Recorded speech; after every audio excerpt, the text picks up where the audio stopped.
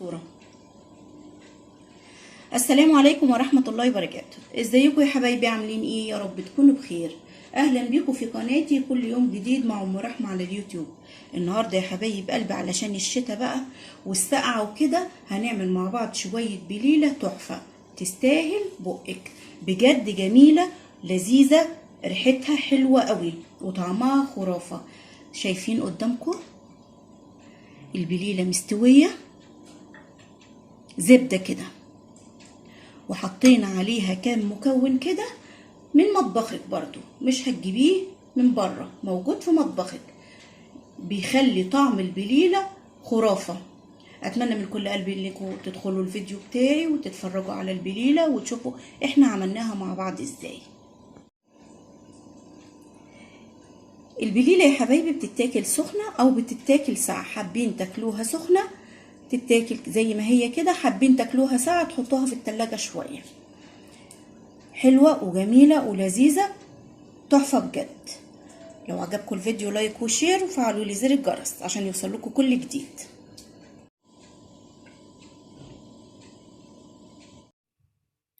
اهلا بيكم يا حبايبي. النهارده هنعمل مع بعض حاجة لذيذة جدا وبسيطة خالص ومش هتاخد اي وقت، وبتدفي بقى ايه في الشتاء. الشيء لزوم الشيء، احنا دلوقتي في الشتاء فلازم نشرب ايه حاجات سخنة وناكل كده حاجات سخنة. هنعمل مع بعض ايه النهارده؟ هنعمل البليلة لذيذة وبسيطة وتحفة ومش هتاخد مننا اي وقت، والنتيجة ان شاء الله زي الفل. يلا يا حبايب قلبي نتابع مع بعض الفيديو ونشوف احنا هنعمل البليلة ازاي. معايا هنا نص كيلو من قمح البليلة، انا جبته بقى ايه ونقيته كده ونضفته وغسلته مرتين تلاتة كده ورحت نقعته قد ايه 12 ساعة. ليه بقى بتنقعيه 12 ساعة؟ علشان خاطر يبقى سهل كده في التسوية ويبقى جميل كده وما ياخدش وقت ايه كتير على النار. شايفين كمان الحباية بتتضاعف، وده نص كيلو. يبقى انا غسلته نضفته الاول وغسلته ونقعته في ميه لمده 12 ساعه. دي اول خطوه في البليله. معايا بقى هنا الحله بتاعتي اللي انا هستخدمها للبليله.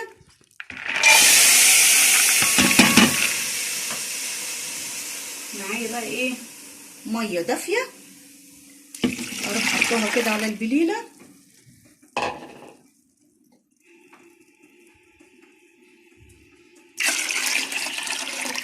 زي ما انتوا شايفين كده. هتغلي غلوتين على نار عاليه، وبعد كده هروح موطيه عليها خالص لغايه ما تستوي. هتستوي قد ايه او هتقعد على النار قد ايه؟ على نار هاديه هتقعد ساعه بالظبط.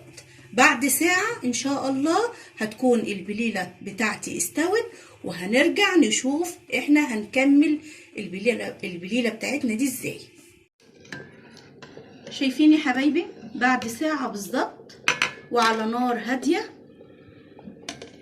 شايفين حبايه البليله استوت ازاي؟ دايبه دوب زبده كده وعلى نار هاديه برضو. تعالوا معايا هنا، معايا كيلو ونص من الحليب.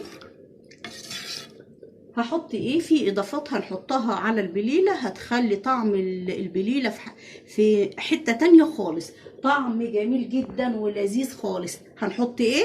معايا معلقتين كبار من الكريم شانتيه.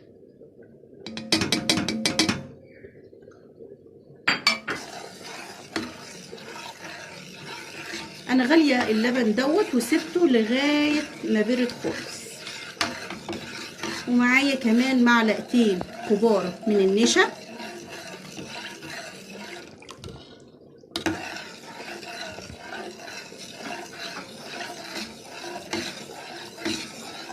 ومعايا كمان معلقتين كبار من جوز الهند.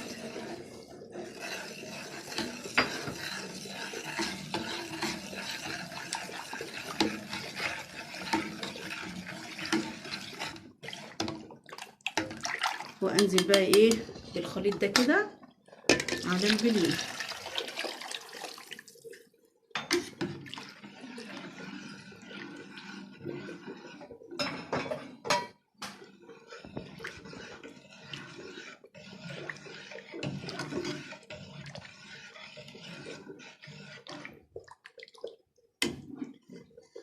معايا كوبايتين ونص من السكر.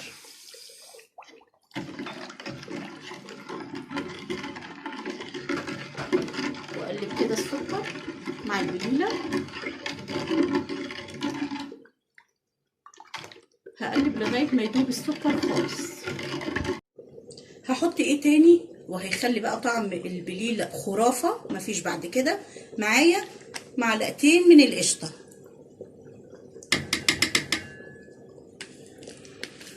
القشطه بقى اللي على وش اللبن، قشطه شارياها من السوبر ماركت اللي موجود عندك.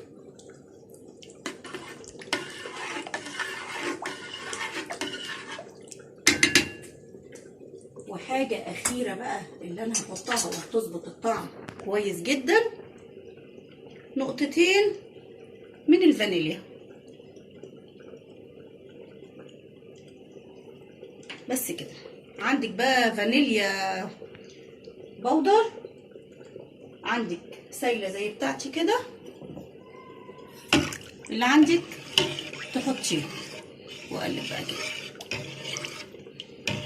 تخيلوا بقى طعم البليله بعد الاضافات اللي احنا حطيناها كلها كده عليها.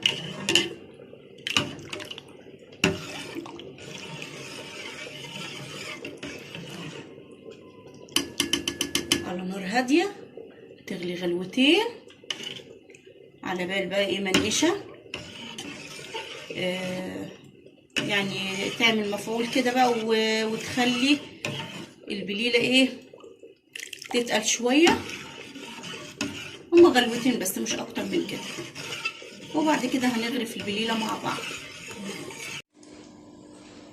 غرفت البليله زي ما انتم شايفين كده، شايفين حلو قوي، طعمها جميل والسكر مظبوط ومستويه وريحتها تحفه.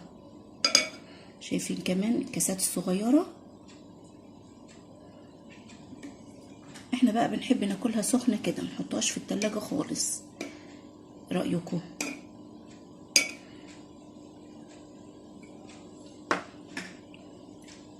ممكن اسيبها كده من غير اي حاجه عليها، وممكن احط ايه شويه سوداني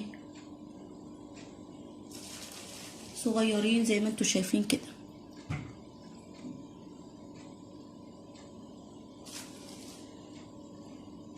حاجه سخنه عملتيها، حليتي بقك بيها انت واولادك في الساعه اللي احنا فيها ديت. اتمنى من كل قلبي ان الفيديو بتاعي يعجبكم. اذا عجبكم الفيديو لايك وشير وفعلوا لي زر الجرس واشتركوا لي في قناتي عشان يوصل لكم كل جديد. اشوفكم على خير في فيديو جديد، مع السلامه.